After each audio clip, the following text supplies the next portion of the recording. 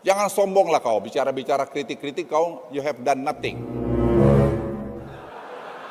Kan sekarang jejak digital kamu kan kelihatan.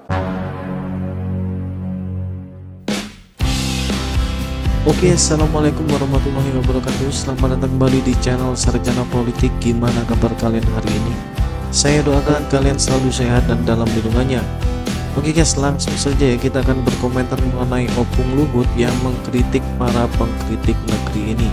Dan menurut saya ini mungkin ada hubungannya dengan Bang Refli Harun ya, dimana menurut Opung kritik itu boleh-boleh aja, tapi jangan membuat kekacauan menjadi kekayaan. Maksudnya adalah jangan sampai membuat kekacauan untuk kehidupan ya, menurut Opung Luhut seperti itu ya. Dan langsung saja kita saksikan keterangan resmi dari Opung Luhut Binsar Panjaitan.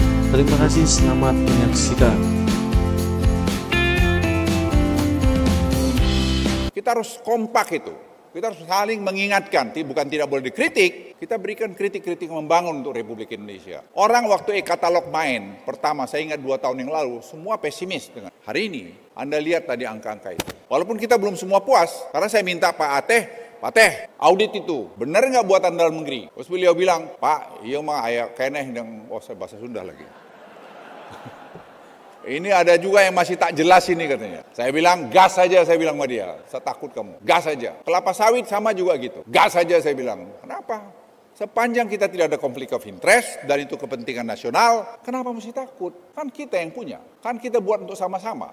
Yang ngatur kita-kita juga semua. Jadi teman-teman sekalian, saya titip, kita harus bisa betul-betul proaktif membuat yang terbaik buat negara ini. Juga tadi rancangan undang-undang P3DN ini maksud kita sebenarnya juga untuk tadi melindungi ini. Jangan nanti pemerintahan yang akan datang ada oknum-oknum di sana lagi pengen tidak terjadi karena orang suka kekacauan itu di mana dia bisa hidup di sana. Kita jangan. Kita harus bikin negeri kita yang tertib. Makanya GovTech itu, digitalisasi itu kunci. Saya ulangi, GovTech itu adalah kunci. Kita udah hilirisasi, udah ini semua kita masuk terus. Ini e-katalog nggak boleh berhenti. Masih terus kita perbaiki di sana sini. Kalau sempurna ya pasti belum lah. Kalau sempurna kau di sorga aja nanti. Siapa yang mau ke sorga duluan silakan. Jadi Bapak Ibu sekalian, ayo kita lanjutkan sukses story kita ini. Negara lain lihat Kenya. Kenya kemarin mengkopi 100% e-katalog kita. Presiden Ruto-nya itu bilang ke saya, kami tiru Indonesia. Jadi ada yang niru kita banyak. Dan ada teman-teman saya dari negara lain, tetangga kita bilang, wah Indonesia itu berubah hari ini. Itu luar biasa sekarang perubahan. Taiwan, dia bilang di airport penerimaan kita jauh lebih efisien daripada waktu yang lalu. Mungkin lebih baik dari Taipei.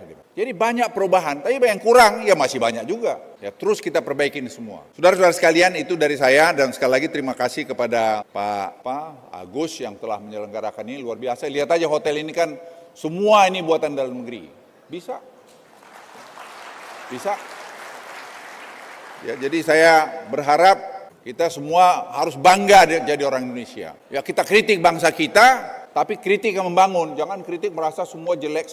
Kalau jelek pindah aja kalau dari Indonesia. Ya saya suka kesel juga kadang-kadang. Bilang ini kurang Allah. Aku tanya juga, saya lihat sekarang. Dulu waktu dia jadi pejabat apa kerjanya? Tak jelas juga. Kan sekarang jejak digital kamu kan kelihatan. Jangan sombong lah kau, bicara-bicara kritik-kritik kau, you have done nothing. Atau mungkin the other way around, kau tuh juga mencuri waktu kau menjabat. Kita pejabat-pejabat itu harus berikan contoh, seperti Pak Jokowi, dia berikan teladan. Ya kita semua dalam kelas kita masing-masing, posisi kita masing-masing, kita harus kasih contoh. Ya seperti saya lama, 22 tahun saya di Kopassus. Ini saya jelek-jelek, saya pernah force speed di tim-tim itu. Force speed itu tahu nggak, orang paling depan, patroli. Yang peluang saya mati dengan si prajurit saya sama. Saya ngalamin itu. Nggak ada bulletproof. Sekarang bulletproof saya bilang sama Kasat itu. Kalian pakai bulletproof itu di Papua itu. Aku nggak pernah pakai bulletproof itu selama berapa tahun. Ya haleluya nggak mati-mati saya bilang. Jadi apa yang mau saya katakan, semua itu ada zamannya. Semua ada zamannya. Karena kita memberikan contoh, prajurit kita tuh menganggap, wah kalau dulu di Kopassus itu bilang, wah itu komandan ada isimnya. Isim itu bahasa Sunda itu apa tuh Bu? Ada jimatnya gitu. Jimat apaan? Itu yang saya bilang sama Kasat. Ada lindung tinjau, lindung tembak. Ada gerakan perorangan. Itu aja kau bikin. Sekarang ada kalian drones. Ada directed finder. Kau bisa menjejakin musuhmu. Sehingga sekarang operasi militer di Papua, hasilnya itu sangat bagus. Dan kemudian dibikin operasi teritorial, uang, dana yang untuk misalnya ke Papua daerah terpencil yang ada di Bappenas, Ya suruh aja TNI itu bikin air, bikin sumur, bikin pertanian, pasti sampai di sana. Nggak akan mungkin dicuri di tengah jalan. Nah, TNI itu kan gampang itu. Ya kalau kau berhasil nanti kau ya sudah kau promosi ke sana gitu. Ya udah dia langkah tegap pasti kerjain itu. Jadi Bapak Ibu sekalian, ayolah kita sama-sama, kita kompak, Pilpres sudah selesai, jangan lagi ada nomor-nomor sana nomor situ. Ya, itu kan presiden ya sudah terpilih presiden sekarang ya kita bantu presiden terpilih untuk kita maju ke depan. Oke, sekian dulu pembahasan kali ini. Ke depan kita akan membahas berita-berita yang lebih populer teman-teman ya, dimana hal itu bisa membuat pelajaran untuk kita semua. Terima kasih. Wassalamualaikum warahmatullahi wabarakatuh.